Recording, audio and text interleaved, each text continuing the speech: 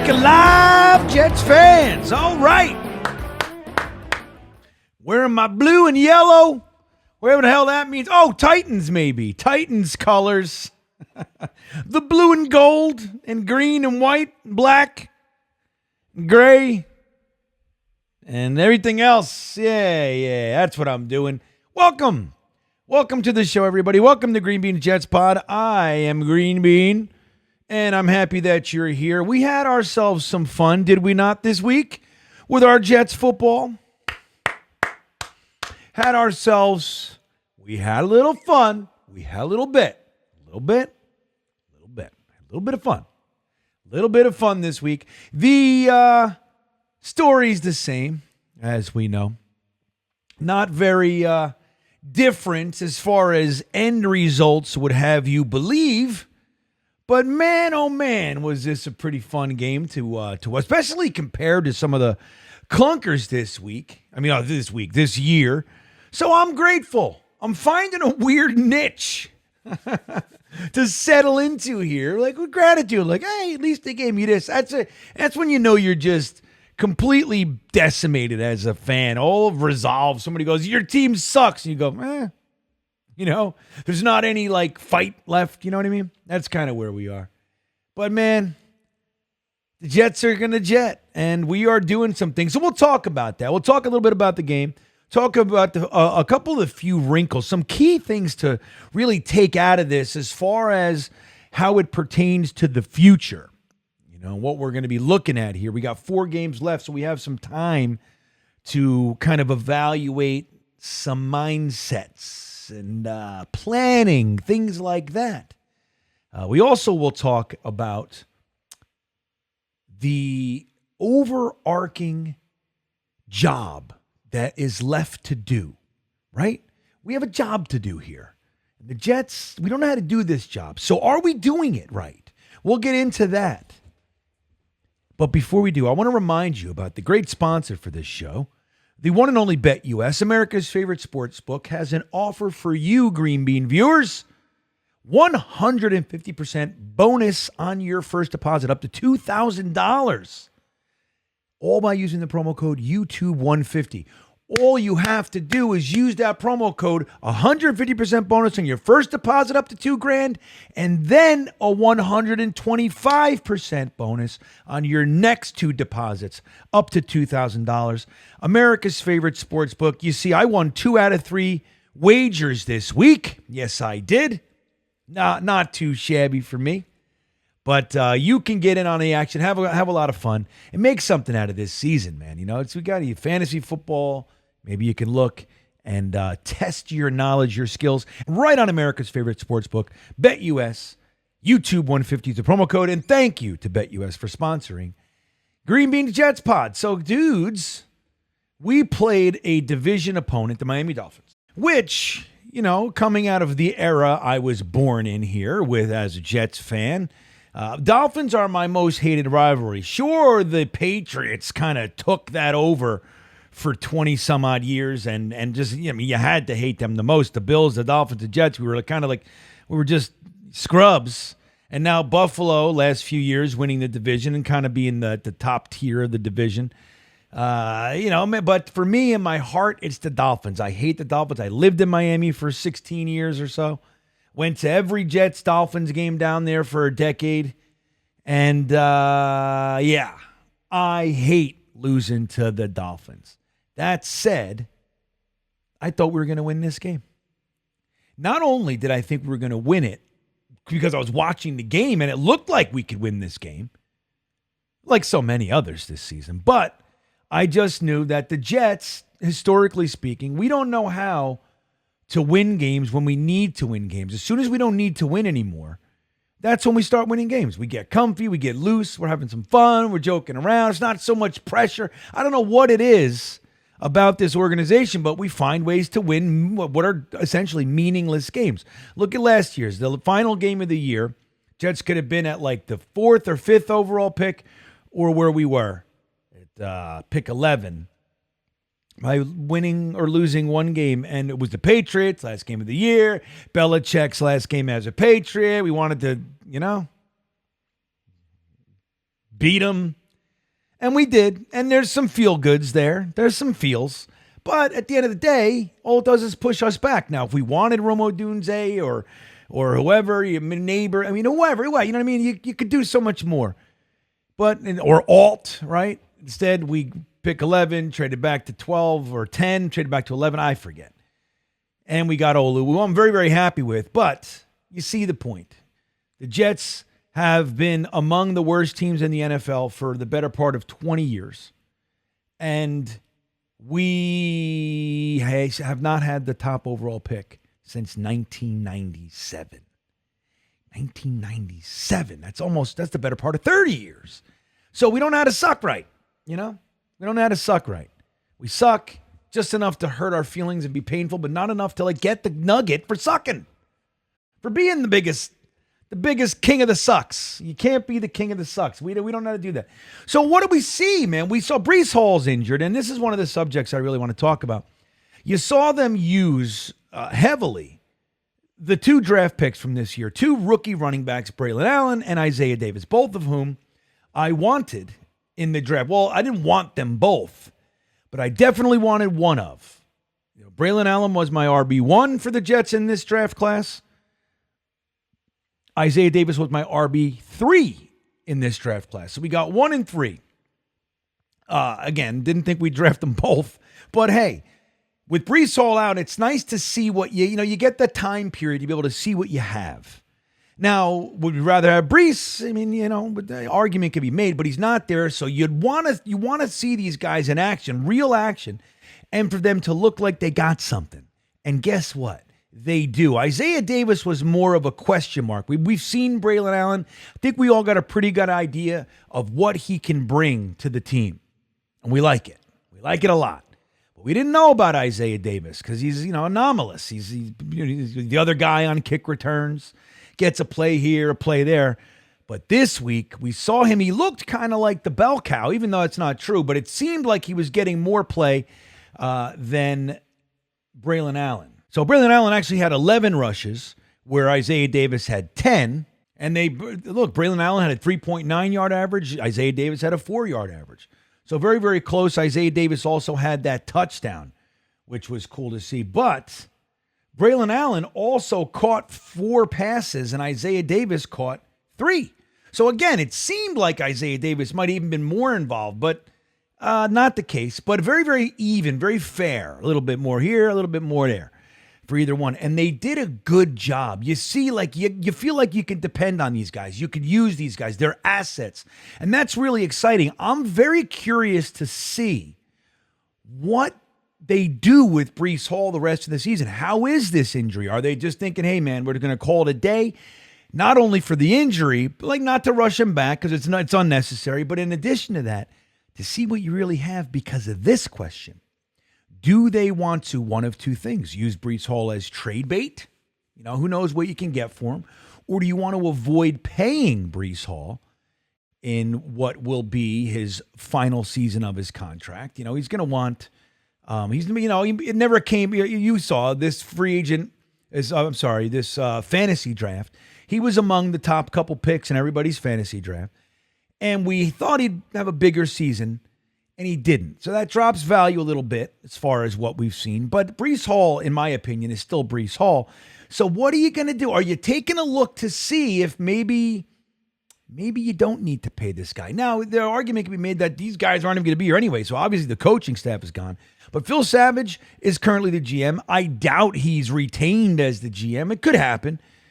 But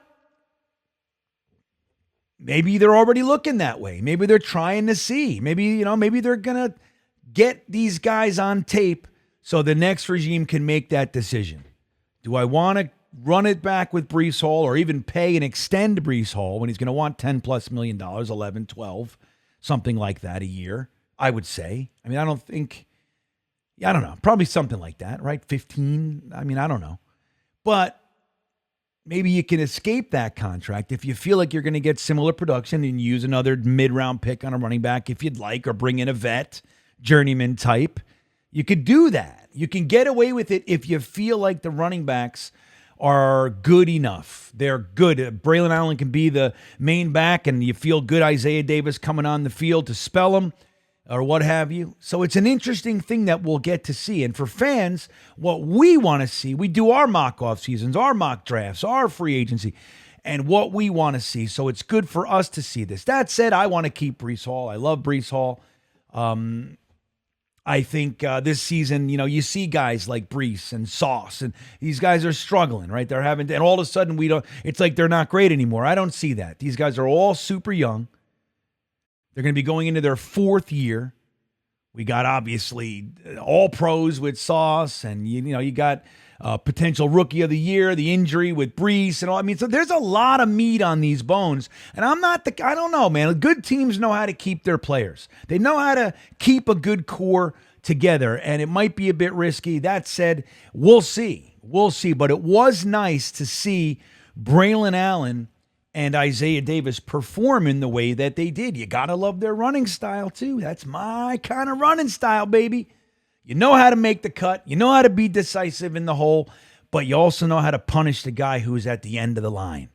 If you're at the end of my line, you're going to feel it, and I like that.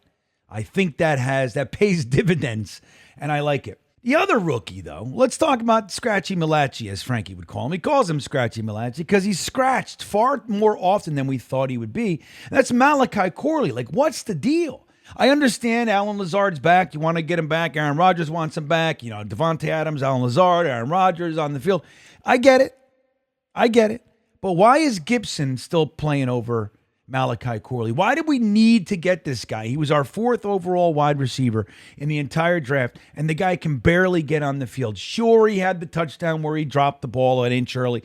It happens. It's a mistake. Nobody's happy about it, but it's a mistake. It's not indicative of the guy not knowing or being able to play the game of football. It's not that big of a deal. I'm guaranteeing he never does that again in his whole freaking career.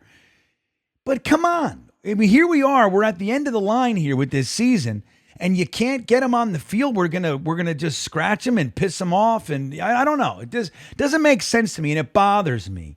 That he's a 3rd-round pick. They were going to trade into the 2nd for him. And again, Joe Douglas isn't here. Salah, who sent the famous text at all costs or no matter what, whatever it was, to Joe Douglas about Malachi Corley. But they couldn't get him on the field when they were here either. Salah wasn't getting him on the field. Joe Douglas's influence on whatever, couldn't get him on the field a little bit here and there. But the guy can play football, and I would love to see him more, and we're just not. Maybe with Irv Charles going down, if that injury is bad, maybe you see him. I don't know, but I don't like it. I like seeing Braylon Allen, Isaiah Davis. I'd really like to see Malachi Corley. It doesn't make sense to me. In this regime, honestly, good riddance. The offensive side of the ball, they don't know how to develop anything with these guys. If they don't come in and just are good, whatever they want them to do on their own, then there's nothing doing with these guys. You see it time and time again. I also think, I don't know what, look, we're all Jeremy Ruckert fans, right? We all love Jeremy Ruckert. We all love the story. We all love his dad. We all love everything. But there's no good reason why Kenny Ruckert should be in there over Jeremy Ruckert should be in there over Kenny Yeboah, in my opinion. There's no reason. Kenny Yeboah does everything right. Everything right. Yes, he had a false start today. Like I say, that's what you get when you play a guy three offensive plays a game. That's what happens. That's the kind of stupid stuff.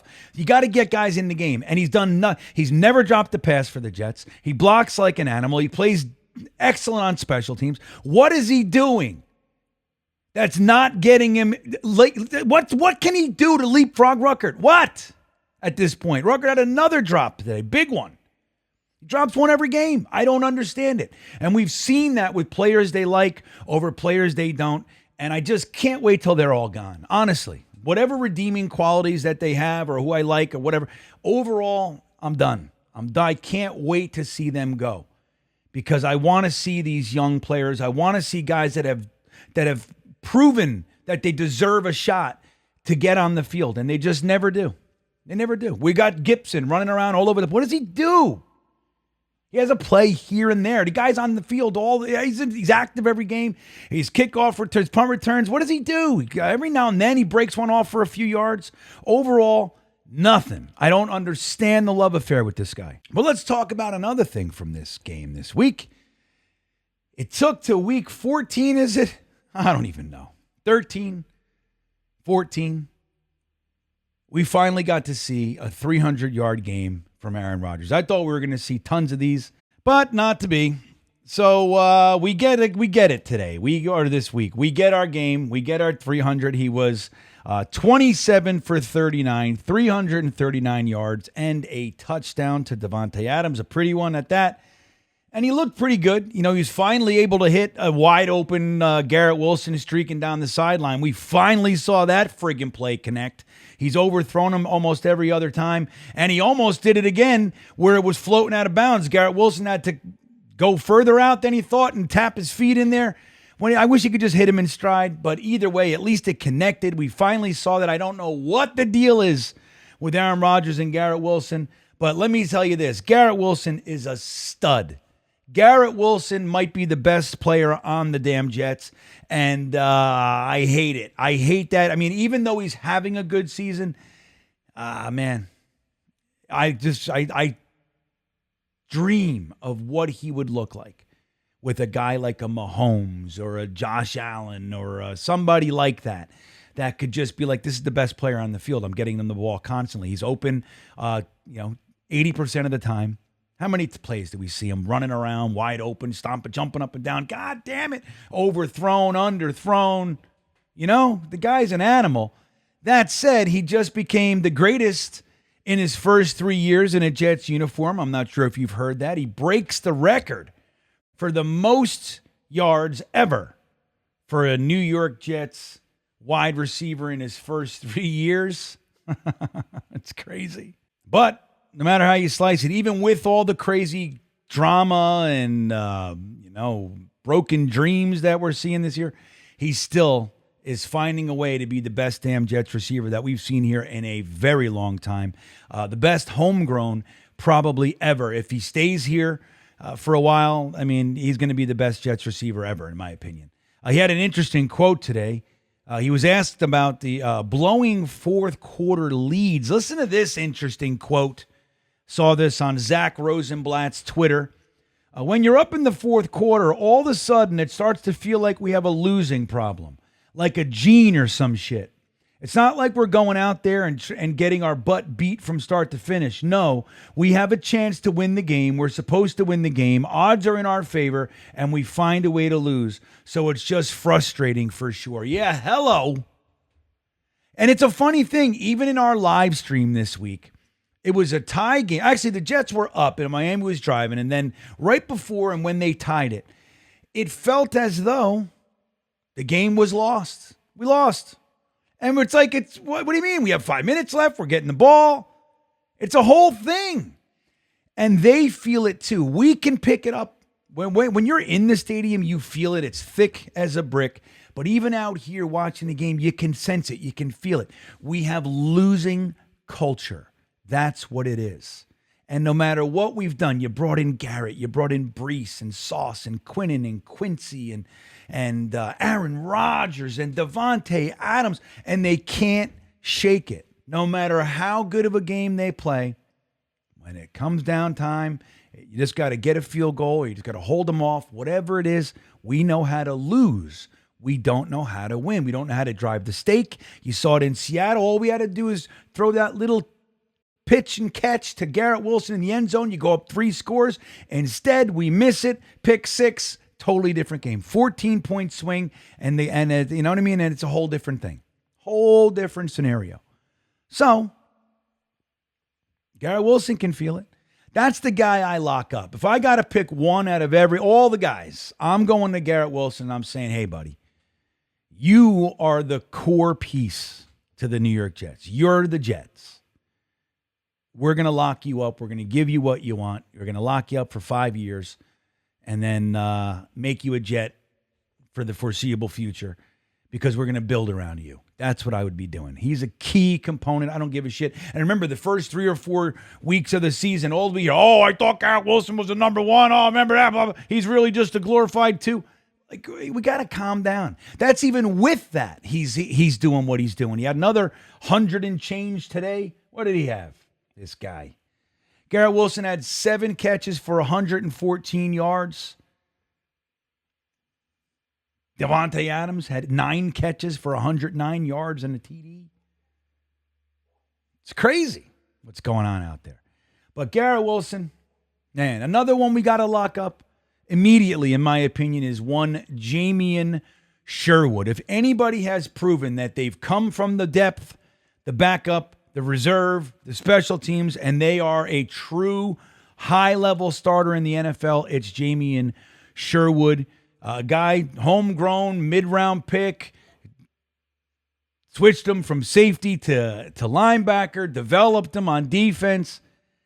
He had 18 tackles today, 13 solo tackles today.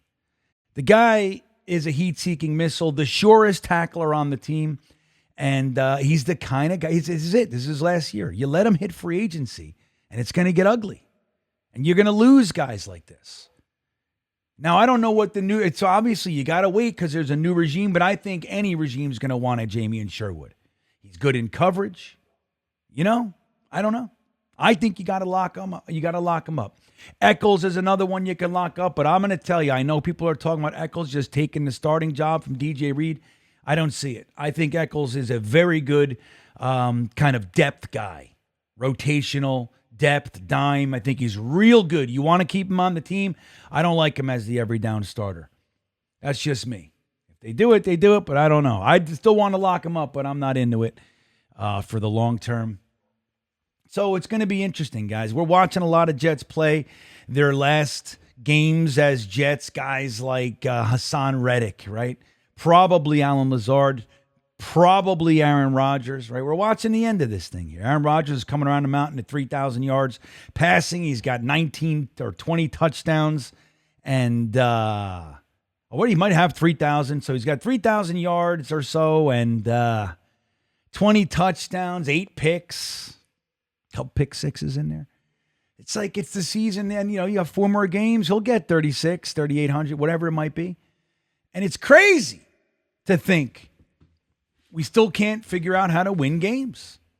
We can't do it. And sometimes it's the defense and sometimes it's the offense. And it's killing me. It's killing me. But that all said, you lost the game to the Dolphins. Now that sucks. I hate losing to the Dolphins. And even though I am on the side of I hate winning meaningless games, I do. I just hate it. I hate padding the stats. Oh, we were a 6-win team that year. Oh, yeah. You know what I mean? What does it mean anyway? I know. But I don't like it. I'd rather just tank and get it done. And let's talk about that in this week's Intelligent Gripe. To tank or not to tank? That is the question. And we do it every year and we get mad at each other about it. Anybody who wants to tank's a piece of shit. Anybody who wants to win meaningless games is a friggin' idiot. Well, okay. Now, every year I end up on Team Tank. All right, you guys know. I root until there can't be any rooting. Now, having a 0.001% chance to get into playoffs with this many games left is not happening. It's over. I know technically, mathematically, we weren't eliminated till today, but I was done last week. That was it. All right, it's over. Even last week was tough to kind of entertain that 5% chance or whatever, but I was in. But when the team's playing well, I want to enjoy it. So I'm fine with even when I'm on the Team Tank, I usually get more passionately on Team Tank.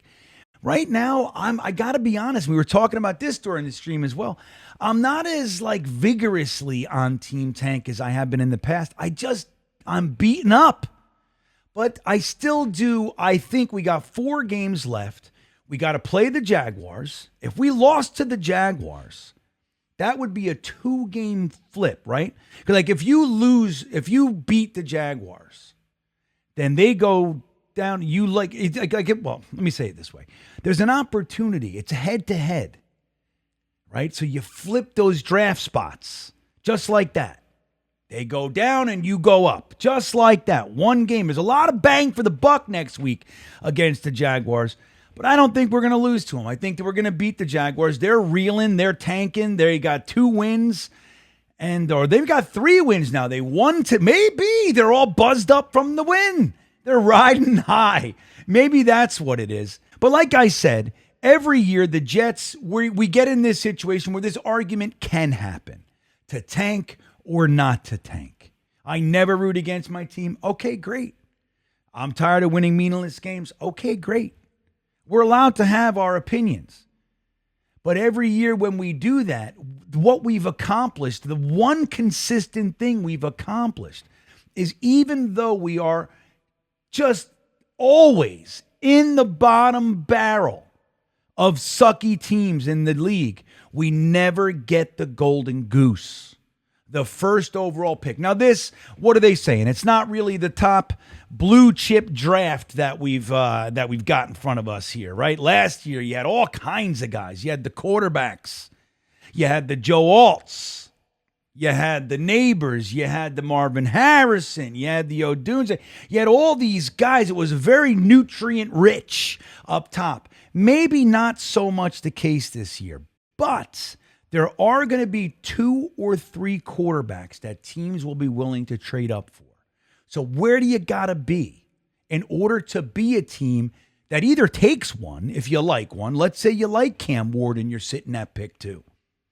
You can bring him in and roll Tyrod Taylor out there for the year and let this guy sit and develop, or for even if it's a half a year, whatever. You can do it a little bit differently than the Jets have done it in forever. Right? We get a guy, we're like, hey, you, come here, get on the field, save us. That's what we do. Whether it's Sanchez, whether it's Sammy, whether it's Zachy Poo, whoever it is, that's what we do. Maybe we can change that up a little bit. But even if you don't want a quarterback, you get the opportunity to trade back. And that can also be franchise changing. Here's the thing. You saw it with the Bears last year. The Carolina Panthers traded 2 years ago. They traded up to get Bryce Young. They gave away next year's first, which was last year. This is in 2022. They gave away 2023's first round pick. And what happened? They were the worst team in the league again. They had the first overall pick, but it went to Chicago. Okay? So here's the thing. When you're at pick 2, pick 1 would be better, but I can't even imagine. Let's say, forget it. Screw it. Let's say that we get the top overall pick. Here's what can happen. Shedeur Sanders, number 1, his dad's saying he ain't playing for certain teams. We're not letting it happen. He's going to make sure they go where they want him to go. Okay, great. So that means teams like the Jets are out. He already said no cold weather and all that jazz. They don't want him to come here. But there are going to be teams that want Shedeur Sanders, without question. Now, if you're at pick 1, right now the Raiders are at pick 1, but let's say they win another game or 2 and you can leapfrog them and you get the top overall pick and the Raiders are at 3. The Raiders are at 3, you're at 1. You can trade back with them. Get the third overall pick, get their second this year, and get their first next year, and still be at the third pick. You see what I'm saying? The same thing goes for pick 2 or pick 3. You can do that. You can slide back with a team that's in the top 5, 6, 7. You can get their pick, and what's likely to occur the following year? What's likely to occur is they're not going to win the Super Bowl, and they're going to be one of the lower rung teams again. So now you have your first round pick, wherever that is, and you have a first round pick from a team that's on the front end of the draft, the top 15, let's say. So now you get your pick and you have pick 11 on top of that. Do you see how that can change a damn franchise? Plus this year you get 2 seconds out of the deal. And that's why it's so important. Winning a game against the Dolphins this week would have been great. I had a buddy there, a pain in the ass Dolphins fan who I love as a friend, but as a Dolphin fan, one of the worst. One of the worst. Can't stand him. Ugly in his soul. I would have loved to know he was walking out of there pissed off. I would have known, and I would have loved it. Okay? But at the end of the day, was that worth not having the opportunity to get an additional first next year and an additional second this year, or maybe even more? Let's say you trade down from 1 to 5. If you're going down that far, you're getting their first, you're getting pick 5, you're getting a second, you're getting a third, you're getting next year's first and second, like stuff like that. Maybe you're getting next year's first and the following year's first. Teams do that stuff. They get draft quarterback fever. So here's the thing. All we have is this week. I don't know what the next few weeks are going to hold. We play the Bills. We play the Dolphins again. We'll play the Jaguars. And we play the Rams, I think. All those teams can beat us, but we can probably beat all those teams. So you want to, if we win one and we're at 4 wins, usually 4 wins is enough to get you a top 3 pick. Right now, there are 7 3-win teams and 2 2-win teams. It's crazy. It's crazy out there. So you're going to need to suck if you do this. Now, is winning a game against the Bills, it's division, yay, But at the end of the day, if that win pushes you to pick 10 and that trade shit is out the window, the franchise can change. Think about this. If you get the first overall pick, or even second overall, top 3, let's say, and you're trying to court the Vrabels, the Ben Johnsons over here, when they look over here and they go, okay, they got Breece Hall, they got Garrett Wilson, they got Sauce Gardner, they got Quinnen Williams, they got Jermaine Johnson coming off an injury, but he's a stud. You got Braylon Allen, Isaiah Davis, And they got the second overall pick. You see it? Or they got pick 10, they got pick 11. It's a whole different thing. There's an opportunity to do something, especially at the beginning of a new era. So the Jets, up to this point, we don't know what the weeks are going to hold, but right now, this was a thing of beauty this week. We saw a full game of football. Fun. We had some laughs. We believed. We saw good downfield passing. You saw good running. You saw some good defense at times. And it was a game that went into overtime. Exciting. And we lost. The tank, coupled with exciting football, if we can pull that off, use the young players as much as you can, get JBC out there, get Stiggers out there, do it. Sauce is hurt, let him rest. Get Stiggers on the field. Let's see what he is. Get JBC out. Let's see what they got. Play the young guys. Show up. Play hard. Give us some exciting football. And at the end of the day, we lose. And you get that chance to get into the top 3. Everything for this franchise can change. And I mean everything. Everything can change. I really do think it's got to be the top 2. It's all about Shedeur Sanders and Cam Ward. Somebody's going to want to trade up for Cam Ward as well, I think. Lots of time left. But so if the Jets can do this, maybe that's what we're seeing. Finally, if Jets history is any indicator, then no. We're going to win some games. Half the fan base is going to be excited about it. We'll beat the Bills, and we'll say, yeah, we won another division game, and it's great. And it'll be fun to root and win, but we'll blow it. So if we can just have exciting, fun football, no more of the games where in the second quarter you're just watching dead air, If we can get past that and still lose, we're doing it right finally. And maybe, just maybe, the Raiders pull one together and win, and the Carolina Panthers pull one together and win. They almost won today. Almost. They got close. The Jags won a game. If you can lose to the Jags next week, that does nice. That's a goodie. That's a good one. As I say, nutrient rich.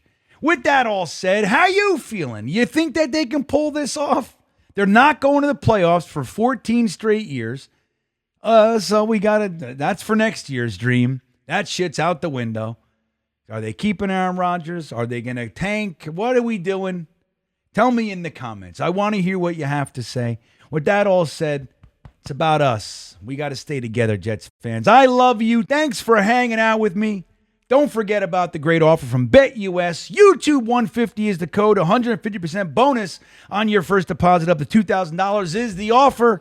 Have a great rest of your week, everybody. And with that all said, as always, go Jets!